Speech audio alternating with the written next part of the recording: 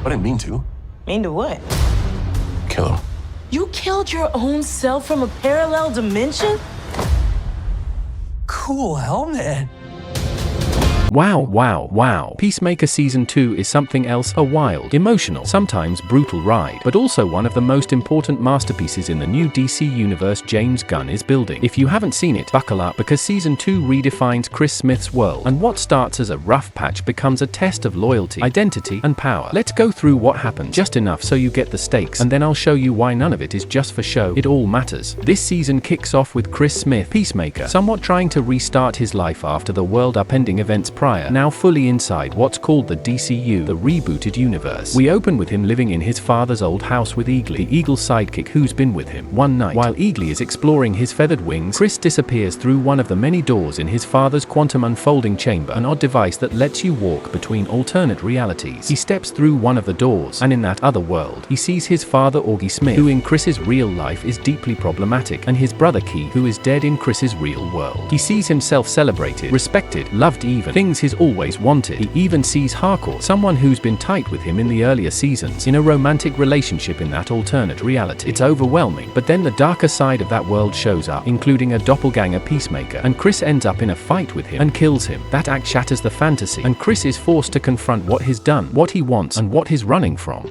From there, Chris tries to rebuild, or at least to figure out what good looks like outside of alternate doorways. In episode 2, Chris struggles with guilt over killing his alternate self and with the emotional fallout. He's less sure of who he is. Hargus, the government organization, gets more suspicious, especially Rick Flag Sr., father of Rick Flag Jr., who Chris killed in previous stories. Flag Sr. begins to tighten the screws, surveillance, oversight, setting up agents to watch Chris more closely. Meanwhile, Chris's relationship with his friends, the so-called 11th Street Kids, Harcourt, Adebayo, Vigilante, Economos, gets more complicated. He wants to pull away because the guilt is heavy. Harcourt has trouble finding work after being blacklisted. There are cracks opening in trust, and Chris tries to hide as much as he can. In episode 3, we lean further into the multiverse fantasy versus reality tension. Chris sees more of what his life could have been in the alternate world: luxury, ease, acceptance. But he also sees early warnings. That world has its problems, that being the hero there isn't as clean as it seemed. New threats loom, the stakes raise, political, personal, and metaphysical threats all blend, because the doors between worlds aren't just metaphors, they're literal, and people begin to misuse them. Flag Sr. is closing in his own way, more determined than ever to punish Chris for the death of his son, to enforce justice as he sees it. Chris, meanwhile, is torn between the possibility of staying in the alternate reality where he's loved and powerful, and returning to his messy real world. By episode 4, the pressure becomes physical. Hargus tries to reach Chris. Economos, one of Chris's more reluctant allies, is forced to cooperate with Hargus agents to raid Chris's house. Chris is forced to use the quantum unfolding chamber to hide, escaping into the multiverse with help from Harcourt and Adebayo. But every escape makes things more complicated. Every door he goes through has consequences on his psyche, on his relationships, on the people chasing him. The alternate worlds tempt him, distract him, hurt him. On top of that, Harcourt and Adebayo are trying to keep the mission, their loyalty, and their moral lines intact, even as they help Chris run. Episode 5 hits hard emotionally. Chris reaches out to Harcourt, hoping to build something real between them. In one of the more vulnerable moments, he tries to confront whether what they had or could have means anything. But Flag Sr. captures him, interrogates him, physically brutalizes him. The violence is real, the guilt is sharper. Chris is forced to think not just of personal redemption, but of whether he can carry the weight of what he's done, and what he might still do. Here, Chris makes a bold choice. Instead of hiding, he jumps fully into the alternate dimension, hoping to find something worth fighting for there.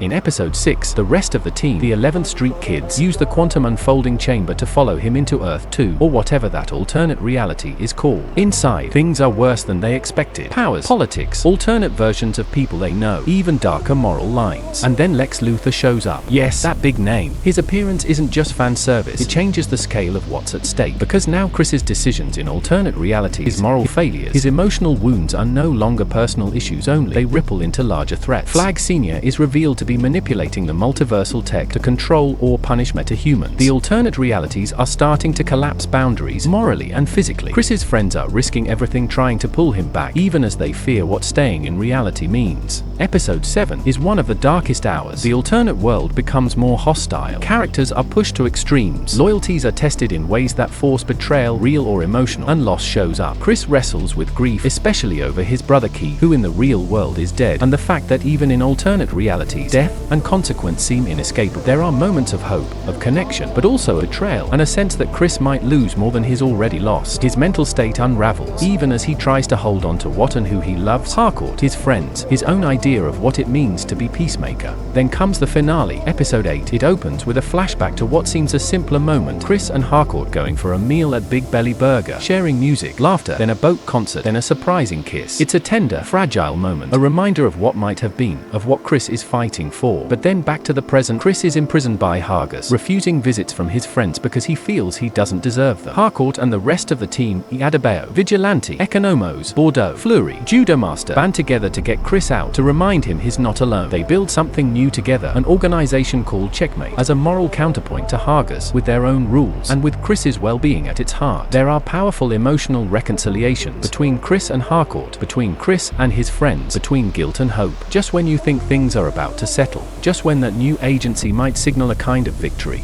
Flag Sr. reveals the paperwork Chris signed when they bailed him out included release forms for a secret project, Salvation. Before Chris or his friends fully understand what's happening, he is abducted by Hargus agents and exiled through a portal into Salvation, an alternate dimension designed to imprison metahumans. The door closes behind him, and in the final moments, Chris is alone, and then we hear a growl. Something dangerous, ominous. It's a gut punch cliffhanger.